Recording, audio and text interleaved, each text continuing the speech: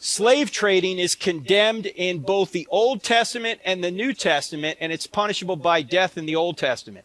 So the kind of slave trading we had in America, if we were living by biblical values, we would have executed slave traders. Is it okay to ignore things in the Bible to meet your values and social values? Like things like sexism and kind of the slavery things in the Bible, and people don't really believe in that, and that's okay to just ignore?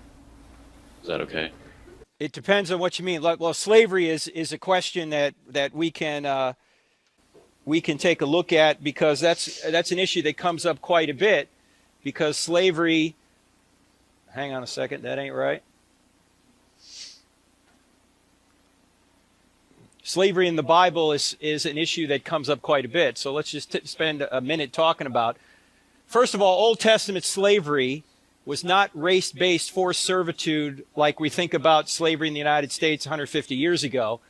It was a voluntary means of working off debt or keeping captives from mustering or rebellion, which is what we still do. It's called Gitmo in this country. We put captives there.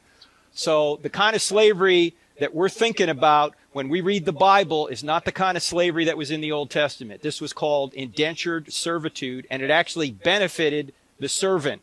If there's one particular place that the King James gets it exactly right, is they translate the word in the Old Testament not as slave but servant, which is the way it should be translated. Okay. Secondly, slave trading is condemned in both the Old Testament and the New Testament, and it's punishable by death in the Old Testament. So the kind of slave trading we had in America, if we were living by biblical values, we would have executed slave traders. Okay. Okay, we were not, obviously, living by those values. The Bible in the Old and the New Testament teaches that all are made in the image of God. Slave and master are equally human, protected, and they're one in Christ. This is the teaching of the Old Testament and the New Testament. Also, Jesus came to set the captives free. That's what he talks about when he inaugurated his ministry in Nazareth, as recorded in Luke chapter 4. And finally, the Bible's main goal is spiritual redemption, not social reform. However, redemption achieves reform. The other thing we need to understand is that the Old Testament, the Old Covenant, the law in the Old Testament is just for ancient Israel. If you read the New Testament, the writer of Hebrews, chapter 8, verse 13 says the Old Covenant is obsolete.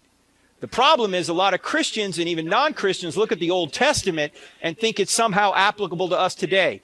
It is not. The Old Covenant, sections of the Old Testament are like Psalms and Proverbs and those things, but the law has been superseded by the New Covenant. So, no, I don't think that we have to hide from this. I think we ought to look at it rationally and see what it says about these issues.